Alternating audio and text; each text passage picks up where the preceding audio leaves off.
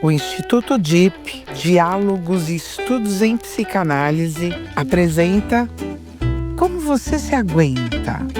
Um podcast que é diálogo e não divã. Comigo, Selma Patovilla e convidados. Olá para todos que estão aqui nos ouvindo. Hoje temos um convidado muito especial. Para mim, uma pessoa que está em constante movimento. É uma pessoa muito especial e eu acho isso tão importante, né? É o Jeff Santos, que vai fazer 55 anos, né, Jeff, em novembro, é isso? Se eu fiz a conta certa? Eu faço em novembro 55, Aí, fiz 54 em novembro passado. olha Que lá. dia, Jeff? Que dia? É, Dia 10. dia 10 de novembro. Esse 10 de novembro. Sou do dia 15. Próximo do Ricardão. Mais um escorpiano. Então, Jeff, e é um prazer e uma honra ter você aqui. Eu estava falando que ele é um homem em movimento, porque literalmente ele é um homem em movimento. Ele é um caminhador. Eu posso falar assim, Jeff? Pode. É um caminhador. Eu não sei se essa palavra nem existe. E eu não quero, obviamente, me comparar ao Guimarães Rosa, que criava palavras, porque eu não tenho essa competência toda de jeito nenhum, mas tenho vontade de criar palavras, que nem diria o Manuel de Barros. Então, esse caminhante que eu tenho aqui comigo, junto com o Ricardo Pesati, o Cadão, e o Rafael Garbuio, os meus queridos amigos que nos amparam nesse trabalho lindo de receber pessoas contando as suas histórias, que é o Como Você Se Aguenta. Então, Jeff, eu queria que você começasse contando a sua história, mas antes de mais nada, eu queria te perguntar uma coisa. Quando a gente chama alguém aqui para conversar, a gente pede para responder algumas perguntas, né? Para a gente ter uma ideia do que a pessoa trouxe nessa vida, que sempre é alguma coisa maravilhosa, mas a gente precisa saber por onde começar, né? Então ele falou assim que ele é o terceiro brasileiro a completar a tríplice coroa das trilhas de longa distância. Jess, conta pra gente o que é isso, como é que você chegou nisso? Bom. Porque eu acho que isso deve ter sido um ápice da sua carreira, talvez, né? Gente, antes de tudo, obrigado todo mundo pelo convite. É um prazer enorme estar aqui contando um pouco da minha história, conversando com vocês. Deixa eu contar um pouco o que é a Tríplice Coroa. É como... Eu ia comparar com a Copa do Mundo, mas é mais do que isso. Existem três grandes trilhas de longa distância nos Estados Unidos. Essas três trilhas compreendidas somam mais de 12 mil quilômetros que você precisa percorrer a pé. Você não faz isso numa única jornada, você divide cada trilha em um ano, você precisa completar cada uma dessas trilhas em um período... É um período de um ano, mas você tem uma janela climática, então dá normalmente de 3, 4 meses de caminhada, mas no final das contas você fica um ano caminhando para completar essas três trilhas. A primeira delas é a Appalachian Trail, que é uma trilha na costa leste dos Estados Unidos. Então, você está olhando o mapa, está do seu lado direito, ela sai do estado da Geórgia, sobe até o Maine, quase na divisa com o Canadá, passando ali Carolina do Norte, Tennessee, New Jersey, Nova York. Ela tem 3.540 quilômetros. É uma trilha muito úmida e é uma trilha com uma elevação muito alta. Então, quando você termina a Appalachian Trail, é como se você tivesse...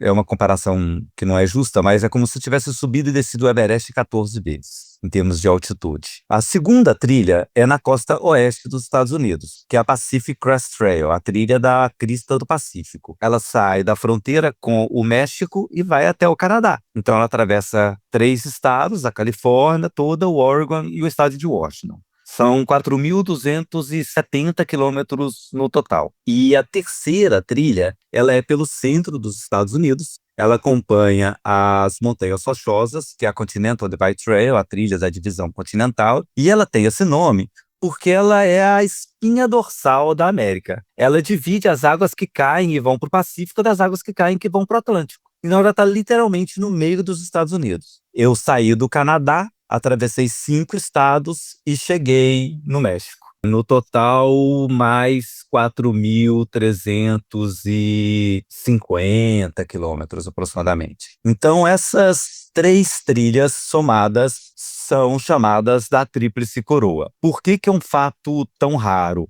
Hoje, cerca de 7.500 pessoas subiram ao topo do Everest. E cerca de 750 pessoas completaram essas 3 trilhas do início ao fim caminhando. Uau! Então é algo muito raro, assim. Eu sou o terceiro brasileiro, o primeiro que mora no Brasil, o que complica um pouco mais as coisas, porque logisticamente essas trilhas se exigem muito. Eu gasto mais tempo planejando a trilha do que caminhando. Eu gasto 4 meses caminhando cada uma delas, né? Se eu estou nos Estados Unidos, se eu moro lá, eu posso parar, vou para casa, descanso uma semana, volto, continuo andando, espero uma janela climática melhor, a neve abaixou, o sol não está tão quente. Então, o fato de estar aqui dificulta um pouco as coisas, né? Então, eu sou o primeiro brasileiro que eu fico brincando assim, brasileiro mesmo, de Minas, que mora em Belo Horizonte e que fez essas 3 trilhas. Então, isso é a Tríplice Coroa. Então, Jeff, eu fiquei agora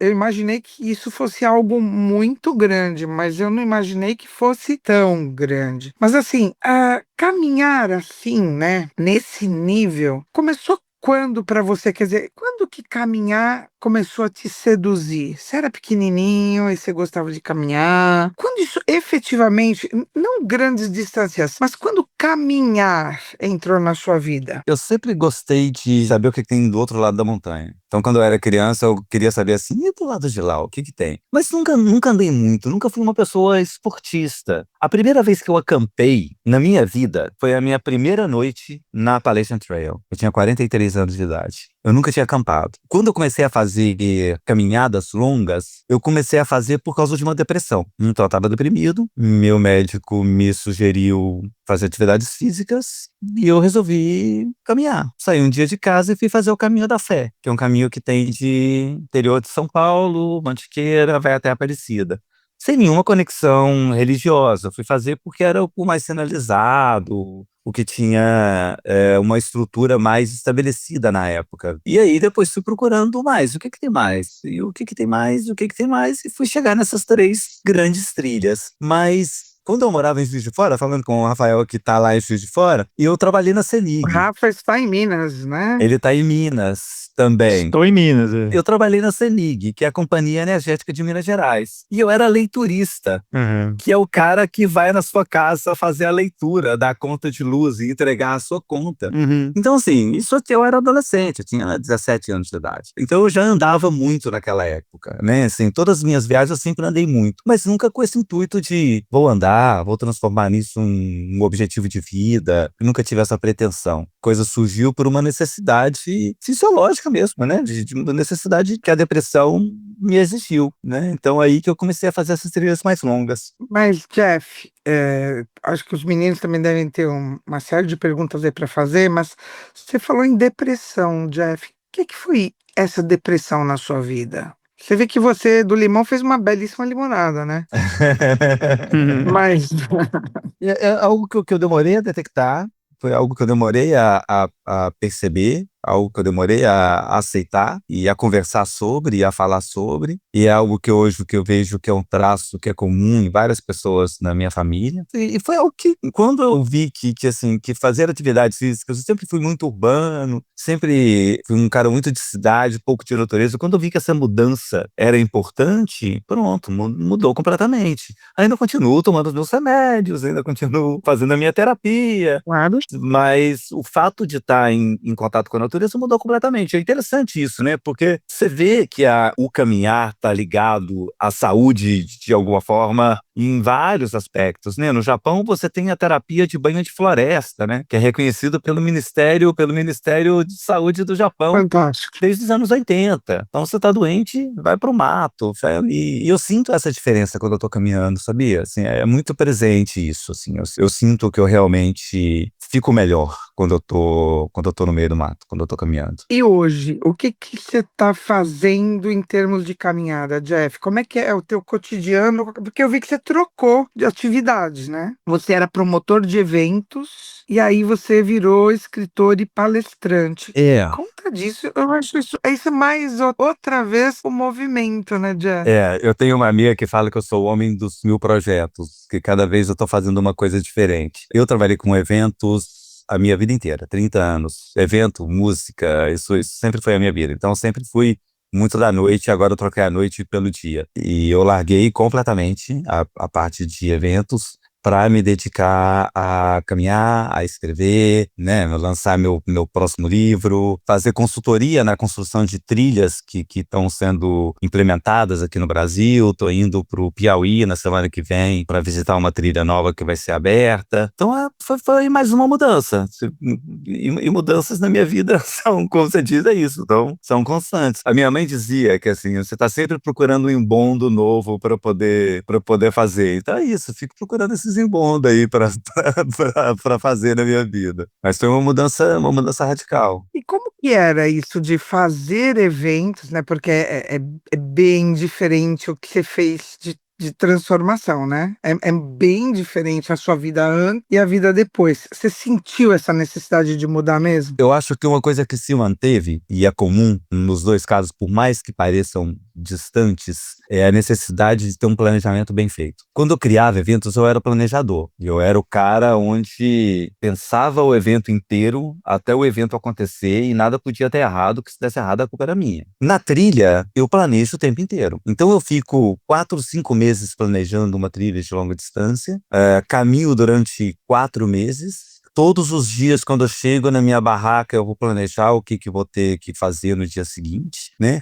A trilha me exige uma coisa que no evento também me exigia, que é uma tomada de decisão rápida, né? Então, no evento, assim, aconteceu alguma coisa, eu tenho que agir. Eu tenho que fazer alguma coisa. Um microfone parou de funcionar, uma luz não acendeu, um palestrante não chegou. O que eu vou fazer? Na trilha é a mesma coisa. Começou a chover, caiu um raio, encontrei com um urso. O meu plano? Eu tenho que estar sempre com isso, sempre com um plano B, sempre com uma carta na manga, sempre com um plano B. Quando eu fui fechar uma parceria com uma empresa de tecnologia que cria, ela tem, eu não sei se eu posso falar marcas com vocês, mas é uma empresa que faz Quando você quiser, Jack. É nosso. é uma empresa que faz geolocalizadores, é Spot. Ela faz geolocalizador. E é um aparelho que funciona sem sinal de celular. E caso aconteça alguma coisa, eu posso mandar um SOS para a Guarda Florestal me encontrar. E aí, na minha primeira reunião com eles, eu sentei na reunião e aí o diretor falou para mim e disse: Não, mas por que vocês, aventureiros? Eu falei assim: Não, peraí. Eu não sou aventureiro. Eu sou planejador. Eu sou planejador. As coisas para mim têm que estar muito bem estruturadas, muito bem planejadas. Eu não vou entrar numa roubada, né?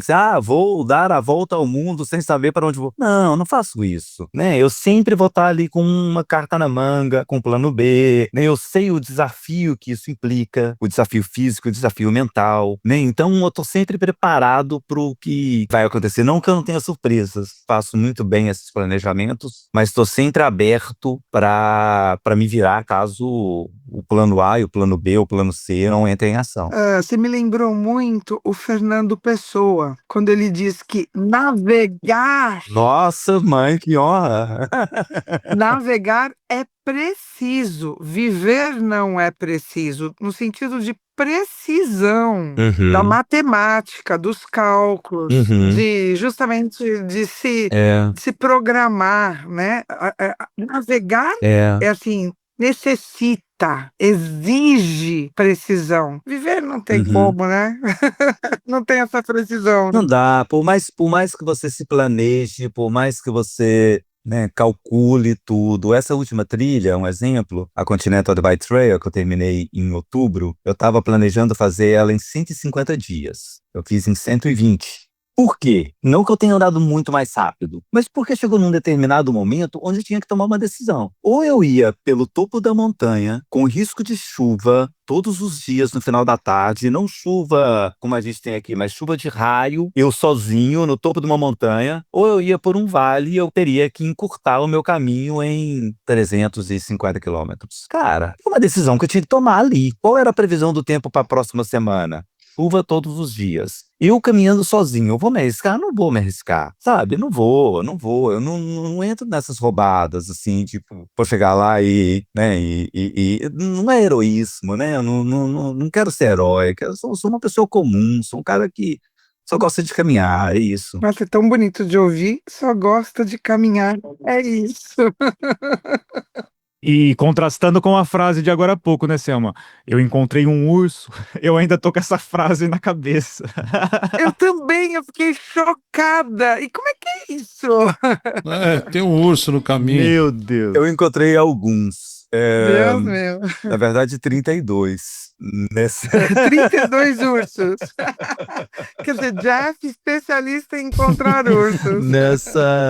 Nesse um ano caminhando, que foi o que deu as 3 trilhas da Tríplice Coroa, é um trava-língua, né? As 3 trilhas da Tríplice Coroa, eu encontrei com 32 ursos. Existe uma grande diferença entre o urso negro, que é o urso, ele é menor, ele é mais medroso, ele é mais comum. Eu encontrei 30 deles e encontrei 2 ursos pardos, que são muito maiores, que são muito mais agressivos. A reação que você precisa ter com cada um dos 2 ursos é completamente diferente. O urso negro, eu brinco que é um rato grande. Ele é medroso, você faz barulho, você se faz maior, ele assusta e foge. O urso pardo, não. Ele te encara e ele vem pra cima. E, felizmente, eu só vi 2 ursos pardos e eu não tive nenhum problema com eles. Ursos pretos eu vi, cara, de muito perto. De estar numa curva e estar cara a cara, a 1 metro de distância. Assim, de esbarrar com o urso praticamente, de encontrar focinho com focinho ali com o urso. Mas é isso, você tem que aprender a... Você tá no território deles, né? Você tá no território deles. O estranho ali é você. Não sei se você conhece aquele livro, Jeff, de uma autora europeia, recente, faz poucos anos, que chama Ela é francesa. Francês, escute aquilo. Depois que eu li aquele livro, quando fala urso, eu escuto diferente. Pra você ter uma ideia. Aquele livro é de uma aflição. Como se chama, Rafa, pra gente depois? Chama Escute, a tradução, né, que chegou no Brasil é Escute as Férias, mas é uma coisa impressionante o livro. Olha que legal. É um fato real, né? Uma moça que encontrou mesmo. É esse aqui, ó. Olha, você tem. Quem é a autora? Nastasha Martin. Isso, a Martin, eu lembrava do sobrenome dela, Martin, exatamente. Nastasha Martin. Natasha Esse livro é Martin. fenomenal. Escute a Férias. É maravilhoso. É incrível. Eu ganhei esse livro do meu sobrinho pouco antes de eu fazer essa trilha agora, da Continental Divide Trail. Eu falei assim, você tá de sacanagem comigo, né? Você me dá um livro desse, eu indo para uma trilha onde certamente eu vou encontrar ursos pardos, mas esse livro é lindo. Esse livro é lindo. É lindo, é lindo. Ela é uma antropóloga. Mas só um parênteses, quando vocês falam escutem as feras ou escute as feras, eu tenho a sensação de que a gente tem que se escutar, porque nós temos feras dentro da gente. Aí, Jeff, me leva a uma outra pergunta. Antes da sua pergunta, só um parênteses para continuar no livro, mas é justamente isso o ponto dela. É porque ela é uma antropóloga e ela está numa tribo na Rússia e eles acreditam que quando você é atacado por um urso, você se torna parte urso. Olha. Se introjeta ele, é muito legal. É muito legal, é muito bacana. Não, o livro é fenomenal, fenomenal. Qual que é a sua pergunta, Céu? Agora, gente, eu tô com coceira para ler esse livro. Eu amo antropologia, putz, queria ter estudado isso além de história na faculdade, mas enfim. Mas o que eu tava falando sobre escute as feras, é isso, né, Jeff? Como é que é você se escutar tanto tempo andando sozinho? Porque eu vou falar da minha pequena experiência com caminhada. Eu caminhei muitas e muitas e muitas vezes no Parque das Águas Claras, aqui na Serra da Cantareira. Inclusive, conheci o senhor que abriu as trilhas ali daquele parque, fiz amizade com os bugios. Que legal. Enfim, vi onça. E eu fui para lá para andar num momento muito difícil da minha vida, pesado mesmo, sabe? Assim, muitas coisas que a vida me trouxe de experiências assim densas. E aquilo que você fala, claro, eu estava em análise, enfim. Mas assim, ter entrado mesmo dentro da floresta me fez muito bem. Mas, de fato, quanto mais eu andava, mais eu entrava em contato com as minhas feras. Então, como é que é andar tanto sozinho e você entrar em contato com o seu interno. Fala disso, Jeff. Ai, nossa, eu posso ficar um dia falando disso. Por favor. Muita gente acha que caminhar é físico, né? Então. O esforço físico é 20%. O grande desafio é o mental. É você ali, dia e noite, com seus monstros, com suas feras, com seus fantasmas, e você se ouvindo, né? Você não tem ninguém. Eu caminhava 90% do tempo sozinho. Deitar à noite e ficar ali remoendo os pensamentos todos ali da sua vida. Você se encontra. Na verdade, tem uma coisa que muita gente fala e eu não gosto. As pessoas falam que caminhar que te transforma. Ah, você sai de caminhada transformado. Ah, eu fui fazer o caminho da fé e saí transformado. Eu fui fazer caminho de Santiago e saí transformado. Não transforma. Caminhar não te transforma. Caminhar te revela. Caminhar mostra quem você é. Interessantíssimo. Caminhar mostra quem você é. Tira todo o verniz. Tira toda a maquiagem social que você precisa ter. E é você ali, fedendo, sem tomar banho, fazendo cocô no mato, sabe? E você com seus pensamentos. É você cru, nu e cru mesmo. É isso, é quem você é. Então, se você é uma pessoa ansiosa, você vai ficar mais ansioso. Se é uma pessoa calma, você vai ficar mais calmo. Se é uma pessoa organizada, você vai ficar mais organizado, porque você vai precisar ser mais organizado. Se você é bagunceiro, você vai ficar mais bagunçado e você vai perder o seu bastão de caminhada 15 vezes durante a travessia. Então o caminhar não te transforma, não. Ele te revela. Ele remove tudo que você precisa colocar para estar na frente da sociedade, para sair, para se mostrar, né? Então, assim, e é isso, né? É você e seus monstros ali, o dia todo, né? Eu lembrei de outro livro que é que tem até o filme lá, que é aquele livro infantil do menino que vai com os monstros.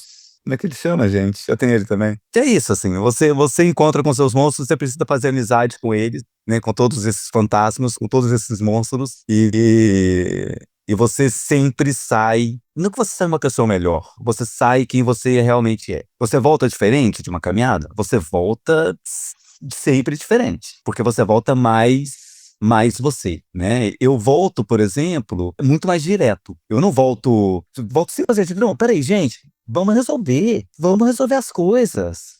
Beleza, tem que ser resolvido, porque na caminhada é assim. Porque eu tô ali, eu preciso resolver aquilo naquela hora. Não dá para eu esperar, não, vamos esperar uma decisão de São Pedro, se vai dar chuva ou não. Não, eu tenho que, né, tomar uma decisão naquele momento e a decisão, a minha, foi essa e pronto. Às vezes as pessoas na trilha assustam comigo que dá, sei lá, 2 horas da tarde eu paro de caminhar. Você tem que caminhar, mas você não tem que fazer nada. Não, o meu eu tá falando que agora eu vou ficar aqui, essa vista tá bonita, o dia tá legal, tem, né, vi um cervo passando, e eu vou ficar aqui observando esse cervo, e pronto, não tem que fazer nada, né? Então é isso, assim, eu acho que você tá 24 horas com esses monstros e fantasmas, revela o seu verdadeiro eu. Tem uma coisa também, Jeff, que eu já fiz também Caminho da Fé, Santiago, essas coisas. Algumas travessias aqui no Brasil. Até com o irmão da Selma, grande Bob. Patão. Bobisco, Paulo Patovilla, né? Senão não vai dizer que eu chamo ele de Bobisco, e é verdade. Paulo Patovilla. É dar valor ao durante. A gente é muito movido por meta. Tudo, quando eu chegar lá vai resolver, quando eu chegar, quando eu conseguir isso, quando isso se tornar realidade, né? Uma idealização no futuro. E o que você mais vê quando você se lança nessas empreitadas de caminhar, eu sou pedalar também, ou seja o que for, de caiaque, carro, tanto faz. Atravessar algumas coisas é o durante. Cada dia, cada metro, cada refeição, cada pôr de sol, cada encontro, né, ou desencontro, ou chuva, ou frio, ou calor, que tem no caminho são valiosos. Não é o chegar lá que vai mudar a minha vida, é o durante. É isso, Ricardo. E eu acho que essa é a grande diferença entre uma travessia, uma tríplice coroa e um Everest. O Everest, você tem um objetivo que é chegar no topo. Uma travessia como essa, chegar no final é consequência. O que importa é o durante. O que importa são aqueles 120 dias que você está caminhando. Essa quase que eu não cheguei, e é um caso interessante de eu contar, porque caminhar é um ato político, né? Assim, sempre foi, está sempre ligado a isso, assim. E Estados Unidos num período muito delicado nesse ano passado, né? Quando eu fui entrar foi delicado, com visto, como é que vai fazer, e Nossa, foi indelicado nisso, né? mesmo já tendo ido nos Estados Unidos diversas vezes, com visto válido e tal, eu falei, pô, eu vou chegar lá e vou falar que eu vou ficar 4 meses caminhando, esses caras não vão me deixar entrar. Então, né, redes sociais, essas coisas todas. E quando eu estava no meio da trilha, eu recebi uma informação de que o presidente americano tinha decretado 2 quilômetros da fronteira do México para dentro dos Estados Unidos como área de segurança nacional. Então, para você entrar nesses 2 quilômetros, você só poderia entrar se você fosse cidadão norte-americano e se você tivesse uma autorização do exército. Sim, quer dizer, você tinha que ser cidadão americano e ter essa autorização do exército, não era ou. Se você não fosse cidadão norte-americano, você não poderia aplicar para autorização. E sendo cidadão americano, você tinha que aplicar para ainda está válida essa resolução dele. Você tem que aplicar para essa autorização para o exército te dar um documento onde você vai poder chegar no marco que é literalmente na fronteira. É o marco final da trilha que você estende a mão e você encosta no muro, ou na cerca, ou no arame farpado, dependendo de onde você está. E eu recebi essa informação, eu estava no meio da trilha. E aí, para muita gente poderia ser, então acabou, não vou chegar, não vou completar, vou acabar a trilha aqui mesmo. Mas não era esse meu objetivo. Meu objetivo era caminhar, né? Eu falei assim, cara, eu vou pensar sobre isso quando eu chegar lá. Quando eu chegar lá, eu vejo o que eu vou fazer. E continuei andando. E na última cidade, e aí eu tinha mais 100 quilômetros, 100 e poucos quilômetros até a fronteira. Eu encontrei com um cara que tinha acabado de voltar. Eu falei assim, e aí? Como é que tá a situação? Eu não vi ninguém, não tinha nenhum guarda, não tinha nenhuma placa, e eu continuei andando. Eu falei assim, então tá, é o que eu vou fazer, né? Muito tenso, ficava o tempo todo olhando, procurando drone, né? O pessoal camuflado de 4x4, mas, cara, assim, vou continuar andando e se der algum problema, estou assumindo que eu posso ser preso e deportado. Caso aconteça, não aconteceu nada. Cheguei até o mar, cheguei até a fronteira, mas as fotos do final são horrorosas, porque eu colocando o tripé, programando, fazendo a foto, correndo, porque eu tava muito tenso. Você estava preferindo encontrar um urso do que o Trump, né, nesse momento. Uai, Sim, Hã? muito mais. Muito mais. Com o urso você tem como discutir, argumentar. Delícia. O urso dá pra você se fazer maior, com o outro ali não. Você falou uma coisa que nem a história do urso me pegou, mas pegou o Rafa, ele perguntou agora, você falou uma coisa que me pegou muito.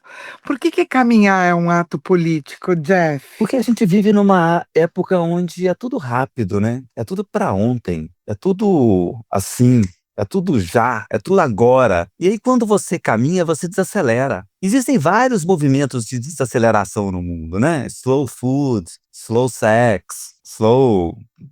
Imagina, se você desacelerar, você está indo contra tudo que o mundo está te impondo, né? Você vê o mundo com outros olhos. Você passa a reparar coisas que você não via. Quando você anda pela sua cidade, você vê placas, sinais, e que você não vê. Então você tem esse lado, assim. Eu tenho um carinha que chama, eu sempre falo Antônio, mas é Alberto Labucci. Eu vou achar o livro dele aqui agora, não vou. Que ele tem um livro que chama Caminhar uma Revolução. Que ele fala que não existe nada mais revolucionário nos dias de hoje do que caminhar. As cidades são feitas para carro, as cidades não são feitas para andar, né? Esse cara, ele foi secretário... O que seria como secretário de desenvolvimento urbano de Roma, que é uma cidade caótica de trânsito. E aí são justamente esses argumentos que ele coloca, assim, gente, a gente precisa andar mais, as pessoas não andam. E a gente só chegou a Juiz de Fora, a São Paulo, Belo Horizonte, porque a gente um dia saiu da África e resolveu caminhar.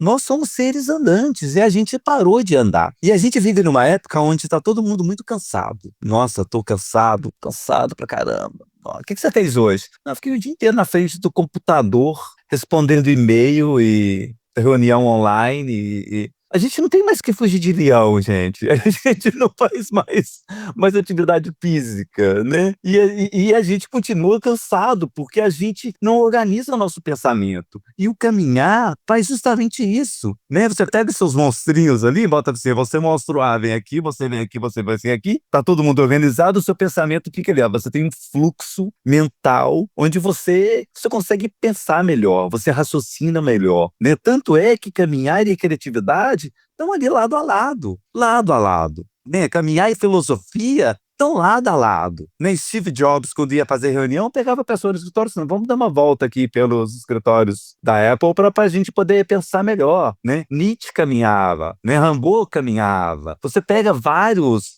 autores, escritores, filósofos que usavam o caminhar como fonte de inspiração, sem pegar os clássicos, assim, sei lá, Thoreau, né? Os que escreveram mais sobre caminhar, né? Hermann Hesse escreveu sobre caminhar. Então você tem caminhado em vários aspectos aí da filosofia, da história, da religião. Todas as religiões, pensa numa religião, eles têm o caminhar como uma forma de oração. Caminho de Santiago de Compostela, você tem que fazer a sua migração para a Meca. Caminho dos 88 templos no Japão, no budismo. Então você sempre tem uma conexão entre o caminhar e o pensar, né? E isso que é algo mais político do que isso, né? Assim, pessoas que pensam, pessoas que desenvolvem pensamentos, né, críticos, né? Então, é isso, acho que é esse o caminho. Você sabe que tem um ditado em Portugal que me veio na cabeça agora com a sua fala sensacional, que é: as abóboras se arranjam no andar da carruagem, né? Quer dizer, elas vão se ajeitando É no andar isso. da carruagem. É isso. A gente vai ajeitando as abóboras, A gente vai. né? Ajeitando as abóboras. A gente vai. E essa carruagem nossa anda aí a 3, 4 quilômetros por hora. E é engraçado, fazendo uma relação com a minha vida passada, né? Com a minha vida de produtor, Na sua outra encarnação.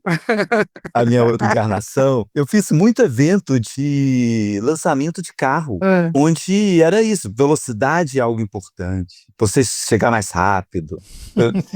E hoje eu tô completamente o oposto disso, assim. Se eu posso ir a pé, eu vou a pé. Você me lembra aquela música Ando Devagar porque já tive pressa. Nossa, adoro essa música.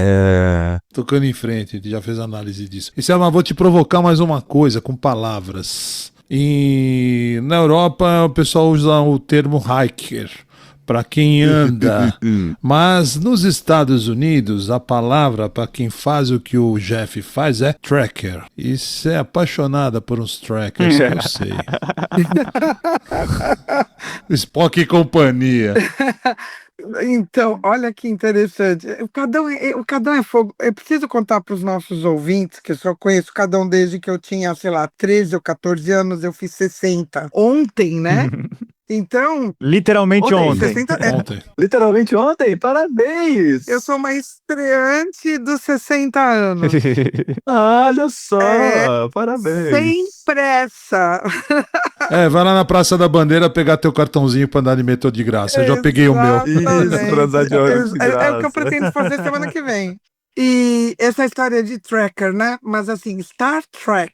E eu aprendi exatamente, senhor Spock, é que o pessoal que tá ouvindo não vai ver, mas a gente tá fazendo aquilo com a mão, né? Não, Como é que é? já tô fazendo o símbolo. Como é que é? Paz e longa vida e prosperidade, é. alguma coisa assim. Paz e prosperidade. Long and prosperity, Longa vida e prosperidade. Então, isso é uma coisa muito interessante, Star Trek, porque eu comecei a assistir Star Trek desde que eu me entendo por gente, porque estreou no ano do meu nascimento, 1966. E aí, que quando eu era menininha, eu já assisti esse negócio quando estreou no Brasil. Muito cedo parei pra pensar que, assim, aquilo era uma nave espacial, tinha todo tipo de gente lá dentro, então foi a primeira vez que colocaram um russo e um americano na mesma nave em plena Guerra Fria. O primeiro beijo interracial na televisão, no mundo, foi entre a Tenente Uhura e o Capitão Kirk. Então, aquilo foi disruptivo no limite. O Sulu era era um homossexual, visivelmente. Então, e aí eu pensava assim, pequena, menininha, eles têm que se ajeitar ali. Eles não podem abrir a porta e falar assim, vou embora. Não tem pra onde ir. Então, eles tinham que se ajeitar, tinham que se tolerar, se respeitar, aprender um com o outro ali com as diferenças, viver as diferenças, não tinha para onde fugir. Então, por isso que quando você fala, né, você tá na trilha, você não tem como fugir de você mesmo. Tem que se ajeitar, as abóboras têm que se ajeitar na carruagem, Uhum. né? Então, Você é um tracker. É engraçado, assim, o meu terapeuta me ligou um dia na trilha. Você tá tudo bem? Eu disse, tá tudo bem. Eu tô me ajeitando aqui, eu tô me ajeitando. Dizer, é porque você tá muito calado, tá muito quieto. Você não tá falando assim, mas é isso, sou eu comigo mesmo e eu me resolvo, né? Mas é isso. Essa diferença linguística, Ricardo, é engraçado, né? Porque é tudo caminhar, né? É tudo fazer trilha. Eu acho que é só uma diferença. O track vem do africano, né, na verdade, né? Na África do Sul, os desbravadores, que seriam os nossos bandeirantes, eram chamados de trackers. Eles faziam treks. aliás, tão sangrentos quanto ou mais. São sangrentos quanto. Joseph Conrad que o diga, né? As Não, é que trevas. você falou agora a resposta que você deu pro teu terapeuta, eu achei fenomenal, que você falou assim, eu me resolvo, né? Coisa interessante, você num processo deprimido, estava deprimido, né? Você fala, eu estava em depressão. E aí nesse ato tão solitário, tão em silêncio, você falou há pouco, Jeff, você falou assim, a gente esqueceu como é que caminha, né? Ninguém mais caminha. Eu ouso dizer, a gente desacostumou com o silêncio, né? Você vai andar 2 quarteirões, você põe um plug no ouvido para ficar ouvindo música, ninguém mais fica em silêncio.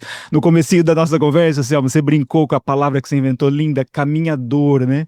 Eu fiquei com essa palavra na cabeça, porque é isso, acho que o Jeff começou com a dor dele, tava lá em depressão, né? Caminhador, ele foi caminhar com a dor dele e encontrou uma paixão, né?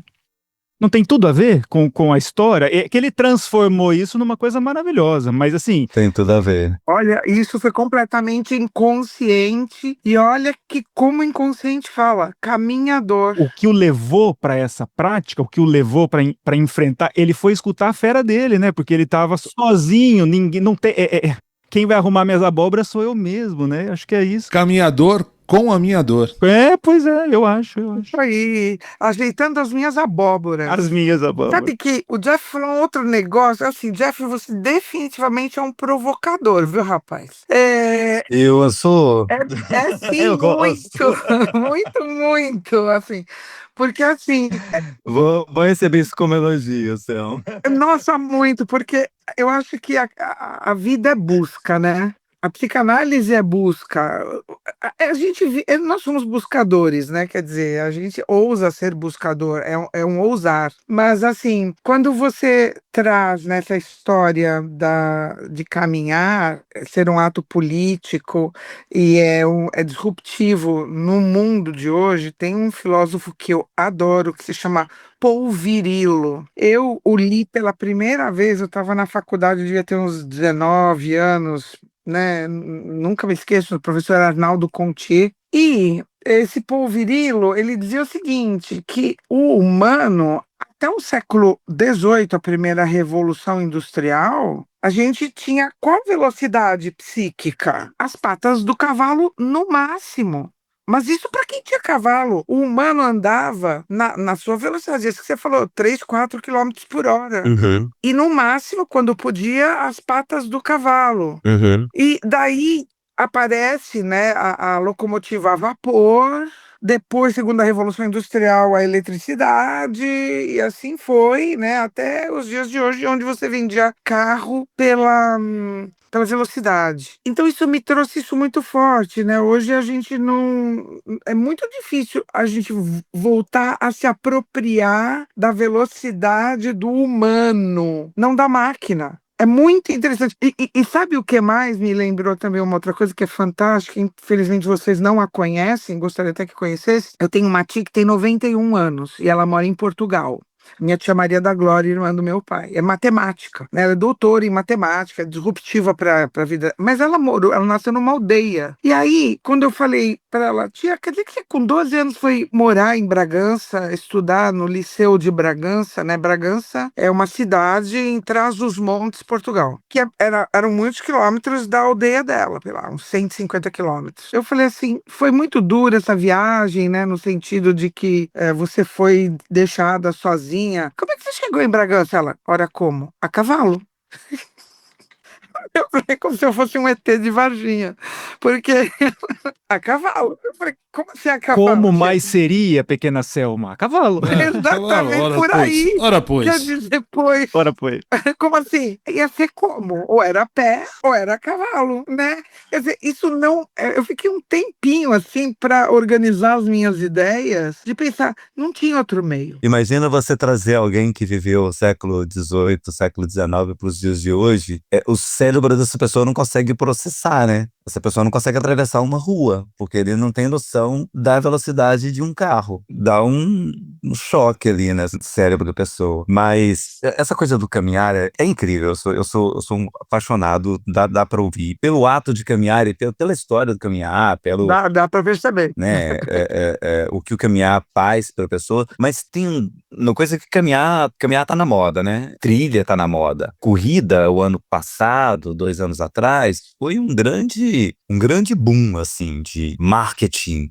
As empresas esportivas todas patrocinando grupos de corrida custando, sei lá quanto custa uma corrida, R$ 400, R$ 500, corrida de cantor de axé com 15 mil pessoas inscritas, né? Então, uma loucura. E eu acho que o próximo grande boom esportivo vai ser trilha, porque ele junta a parte do esporte, junta a parte da desconexão de tecnologia, junta a parte da natureza e junta a parte da beleza, da parte da solidão. Então, junta isso tudo. Acho que vai ser a próxima grande marketing, né, de Nike patrocinando trilha, corrida de trilha, né? Você já começa a ver eventos onde o foco do evento era o montanhismo, agora é corrida de trilha. Então, acho que vai ser a grande coisa. E algo que me preocupa é porque, para a grande maioria, 99% das pessoas que ficam aí na frente do computador ou do celular vendo trilha, o que ela vê é aquele 1 segundo aonde eu tô parado na frente de um lago lindo, cristalino, com uma montanha enorme, nevada no fundo. Ela não vê os outros, quantos minutos do dia aí, que eu andei completamente monótono. Porque não é monótono. É você com seus monstros o tempo inteiro. E aí o que passa para muita gente é esse aspecto glamuroso das trilhas. E trilha não é glamuroso. Trilha é sofrido, né? É cansativo, você perde a unha do pé, você chega esbugalhado no final do dia, você come mal pra caramba. Eu perdi 14 quilos na última trilha que eu fiz, sabe? Andando 30 quilômetros por dia, 30 e poucos quilômetros por dia, comendo enlouquecidamente quando eu chegava em cidade, mas no dia a dia é muito monótono, né? E as pessoas veem o lado glamouroso, veem o lado da paisagem, a foto de Torres del Paine, mas não sai do sofrimento que é para você caminhar até chegar em Torres del Paine, né? Então me preocupa isso, essa glamorização da trilha, né? É algo que eu fico preocupado. E tem esse outro lado, né? O lado de acidentes, das pessoas não se respeitarem, né? Você tem esse princípio que chama Leave No Trace, né? De não deixar rastros, que é você causar o mínimo impacto possível no meio ambiente, e as pessoas não respeitam, né? Então isso tudo é algo que a gente ainda tem que ir convivendo com isso. Mas, Jeff, você falou um negócio aqui que me acendeu uma esperança gigantesca, sabia? Porque, assim, as pessoas estavam correndo, né, maratonas, assim, isso tudo que você estava falando, mas as pessoas já não estão mais aguentando essa vida de velocidade. Então, a sensação que eu tenho é que ainda há um esforço da reprodução da riqueza para tentar pôr alguma velocidadezinha e algum glamour à caminhada. Mas vai chegar uma hora que a caminhada vai se impor.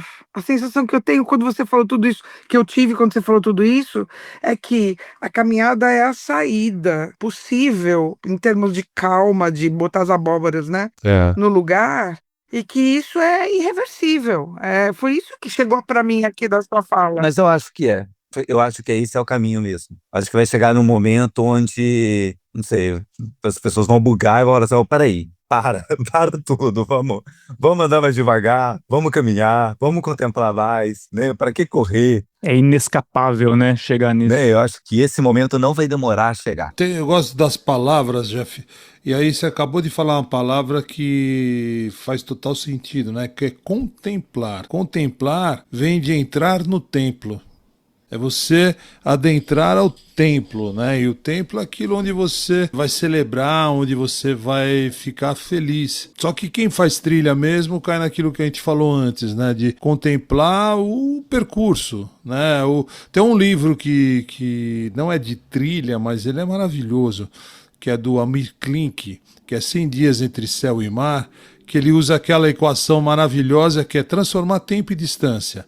O cara sai lá da África com um barquinho a remo e vem remando até a Bahia, né? O cara atravessou o Atlântico todo remando. Mesma coisa que alguém que se coloca para atravessar um país andando, né? E ele atravessou o oceano. E foi um planejamento também absurdo, né? Um terço do livro, quase metade do livro é o planejamento que ele fez antes de sair de se lançar ao mar, né? Porque aquilo lá, navegar é preciso, você precisa ter tudo ele pedia para afundarem o navio dele, o barquinho dele, né? Um amigo é uma figura.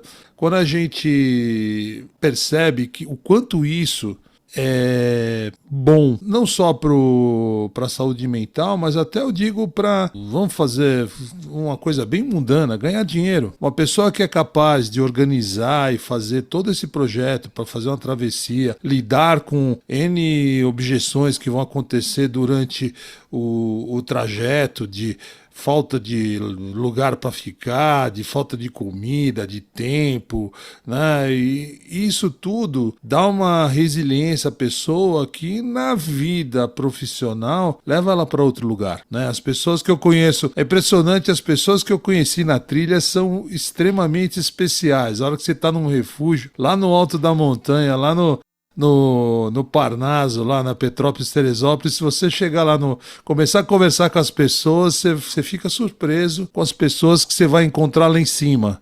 E não é porque elas são especiais, porque só gente especial faz isso. É que vai para um outro lugar. A pessoa dá conta de tanta coisa bem na vida dela para fazer aquilo, que outras coisas que ela faz também, ela consegue um certo sucesso. E não é um sucesso só material, né? É um sucesso de atingir aqueles pontos que ela considera importantes para ela e ter uma vida mais teoricamente plena, em vários sentidos. E aí, pegando um gancho do que o Cadão está falando, Jeff, você faz palestras? Como é que foi isso, você fazer palestras? Que palestras são essas? O que te leva? Na verdade, eu estou entrando neste mercado agora. Uhum. É algo que me convidam a fazer desde que eu fiz a primeira trilha e eu achava que não era hora. Que eu achava assim, não, eu só fiz uma das 3. Quando eu fizer as 3, eu faço. Então, agora que eu completei as 3, eu começo a palestrar. Eu tenho algumas palestras que são mais técnicas para quem é montanista, para quem faz trilha, que é para falar sobre equipamento, o que levar, o que não levar, o que fazer quando você encontra um urso, esse tipo de coisa. Uma palestra mais geral, onde é eu contando histórias, como é caminhar durante 4 meses, e uma palestra para equipe, para funcionários. Porque eu acho que tem muito desse aprendizado da tomada de decisão, do ritmo, né, dessas coisas todas que eu aprendi caminhando, que eu posso ensinar para quem está trabalhando no emprego formal, normal, do dia a dia. Quem tá nas USS Enterprise, né? Isso.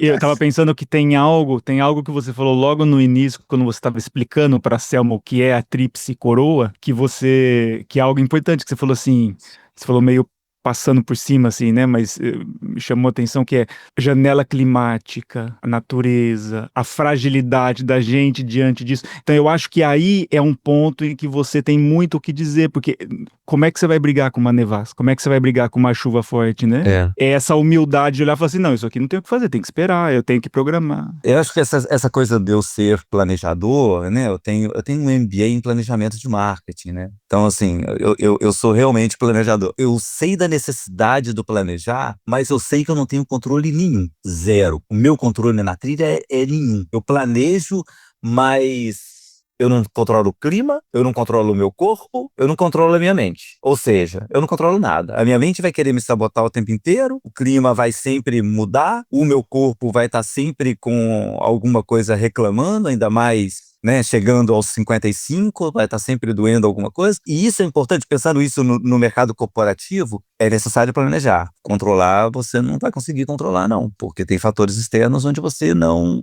tem o que fazer, realmente. E a vida é assim, né? Mas a trilha acontece. A trilha acontece, olha A só. trilha acontece, você chega ali no final. Essa é a sabedoria, né? Apesar de tudo isso, a trilha acontece. A constância, é a constância, é o ritmo. É a grande coisa, você não pode parar, né? Você tem que estar sempre em movimento, ser um caminhador. Obrigado pelo termo, Celso.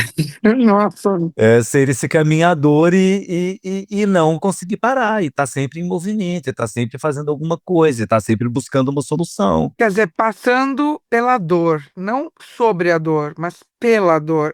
Acho que é isso que você me trouxe muito, Jeff, hoje, né? Que é assim, você não ignora, né, a dor, você passa por ela. E isso é uma coisa que as pessoas não estão mais conseguindo fazer. A gente vê isso no consultório. A menor dor precisa ser anulada com algum remédio. Eu não sou contra a medicação absolutamente. Você é um beneficiário, por exemplo, disso. Mas a gente percebe que é preciso entrar na dor, passar por ela, senti-la, lidar com ela, porque ela faz parte do humano, né? É um caminhador.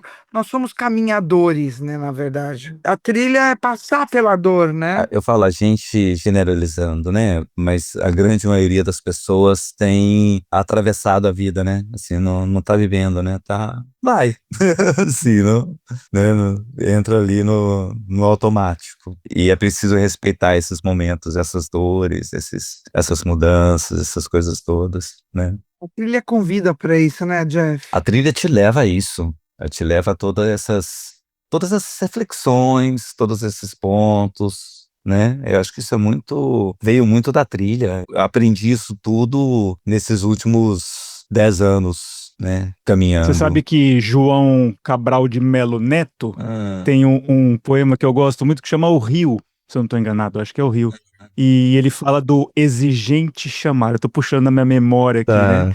Mas ele fala do exigente chamar, assim, alguma coisa tipo, eu não sei o que o rio e os homens têm, mas para ele nascer já é caminhar. Você tá falando disso, eu tô lembrando esse poema lindo, né? Nossa, é lindíssimo, né? Mas eu lembro muito desse trecho, é o exigente chamar, né? Vou E ele termina anotar. dizendo, eu não sei o que eu tenho dos homens do mar, mas eu sinto, né, esse exigente chamar. Nascer já é caminhar. Ele fala, os bichos e os rios, para eles, nascer já é caminhar. É um pouco o caso do Jeff. Tem uma coisa também na trilha, Jeff, que assim, é o viver do básico, né, do minimalismo, porque assim, a gente às vezes fica tão envolvido no consumo, no eu preciso no novo carro novo, e ter isso, ter aquilo, e no consumismo, né, e esse consumismo que vai te deixar você com si mesmo, né, consumismo. E você, na trilha, você percebe que o que você precisa mesmo para continuar vivo é continuar aquecido, hidratado, alimentado. É muito pouco. E descansado. E você passa a valorizar cada uma das menores coisas, sabe? Um interruptor, um vaso sanitário, uma geladeira, você passa a valorizar isso. Uma xícara de café quente. Nossa, enorme. Uma xícara de café quente. Eu sempre cito uma caminhante que eu conheci. Quando eu conheci ela na minha primeira trilha, então já tem quase 10 anos. Ela chama Gayle. Ela falava o seguinte, que toda vez que ela estava em casa e ela achava que ela precisava de trocar de sofá, porque ela precisava comprar uma televisão maior, ela saía para fazer uma caminhada e a vontade passava. E não precisa. Eu não preciso disso, eu não preciso sofá novo, o que eu tenho tá ótimo, eu não preciso nada. Bonito. É muito bom isso. Você falou também que você está escrevendo. Fala disso. Sim, eu tenho 2 livros publicados sobre as trilhas.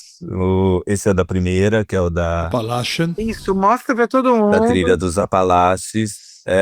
Tô mostrando para quem não tá vendo, eu vou descrever aqui a capa. Tem Isso, ninguém. escrito Appalachian Trail e eu tô pelado na frente da capa do livro.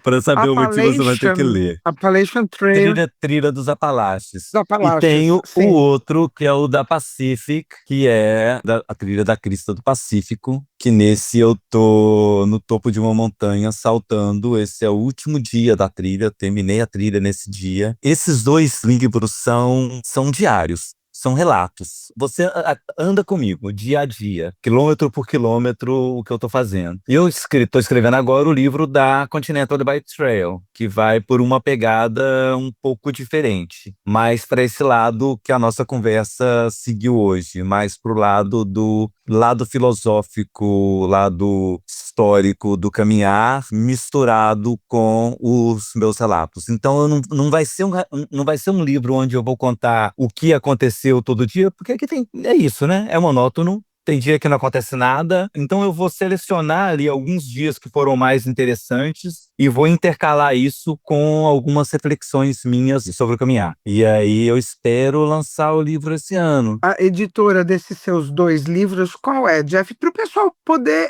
comprar, porque. A editora se chama Longa Distância, que é a minha editora.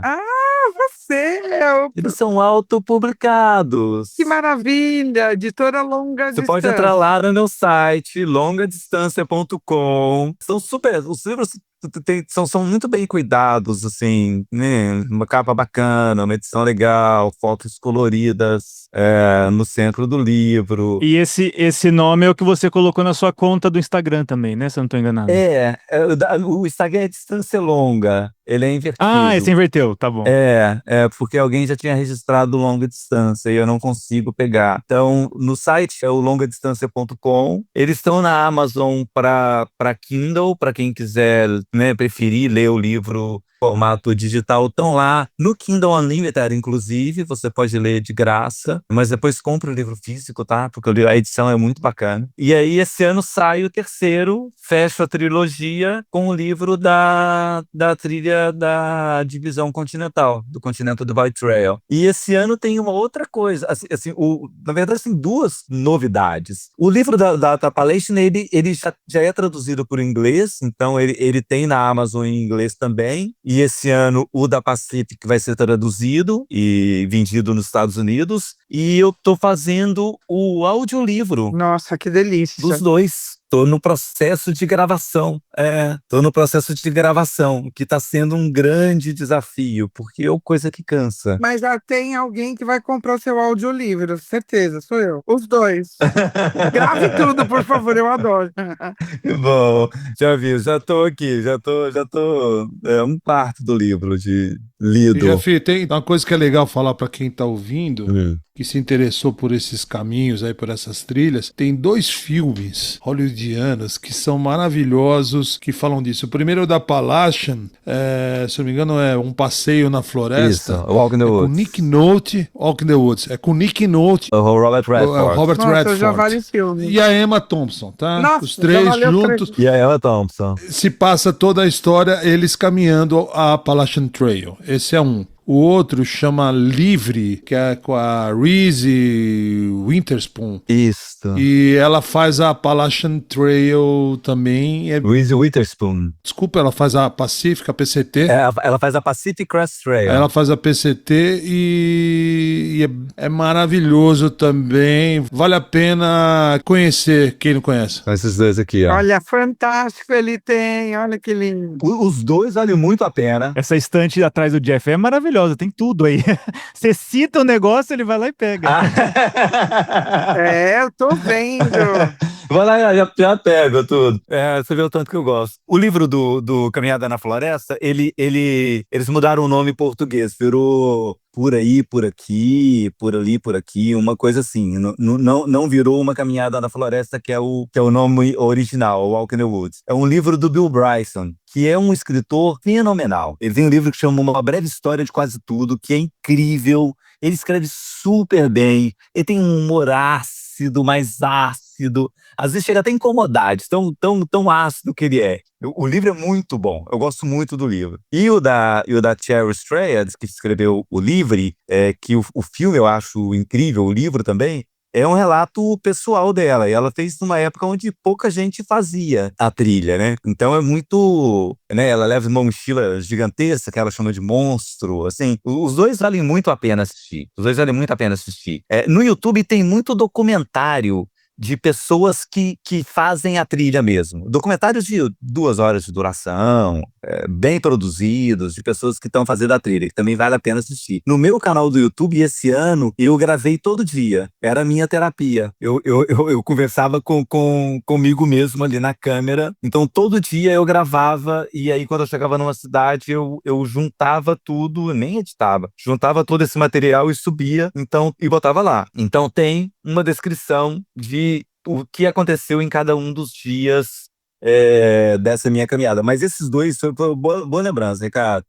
São 2 livros e 2 filmes super bacanas, super bacanas. Eu tô até precisando reler o Caminhada na Floresta, ele é engraçadíssimo. Olha que presentão que você deu pra gente, né? Quer dizer, você tá trazendo a sua experiência aqui para os nossos ouvintes, para nós 3 aqui, e você tá trazendo também o que você colocou no papel, que a gente pode acessar, porque essa conversa pode continuar, né? Na imaginação de todos nós que vamos ler o seu livro, os seus livros. O que é que passou pela sua alma? O que é que aconteceu, né? Então, isso é um grande presente, Jeff.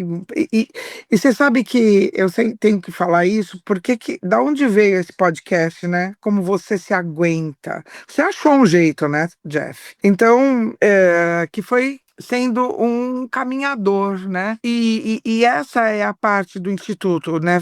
Diálogos e estudos em psicanálise, né? Esses diálogos, essas histórias que são simplesmente fenomenais como a tua, né? De ter ido buscar um outro mundo para lidar com este mundo.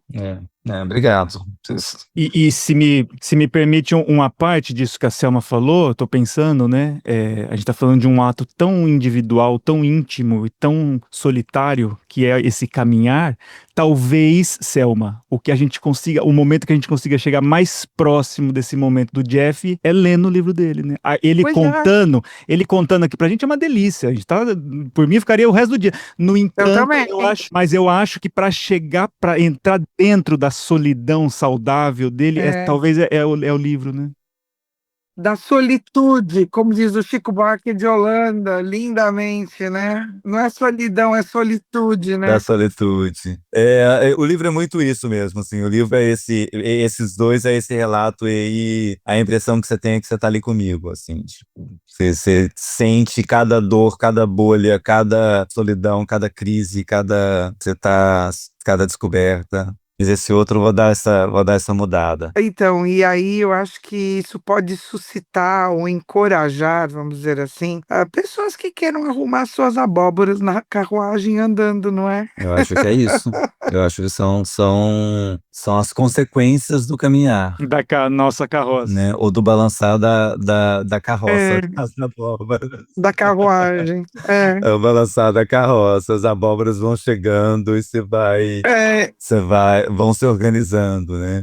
Eu acho que o movimento organiza, né? Esse movimento organiza pensamento, né? Então, o fato de estar sempre. Caetano Veloso já nos disse, organiza o carnaval.